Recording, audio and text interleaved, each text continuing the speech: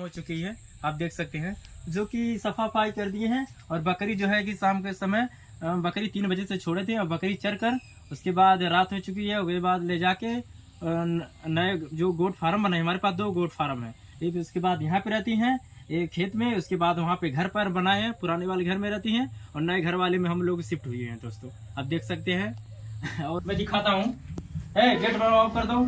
ये देखिए, इसी में मेरी बकरी है, नए घर में रहती है, देख सकती, पुराने वाले घर में। ये देखिए पूरा आपको मैं दिखा रहा हूँ, देखिए इसे बच्चे ढूंढे हुए हैं। ये वाली मेरी बकरी है, ये वाली बकरी आपको दिखा रहा हूँ, अंदर आई है। ये देखिए पूरा जो रूम में देखो, ऐसे मैं बकरी पालता हूँ और देखिए है इस तरह रहती है, आप देख सकते हो।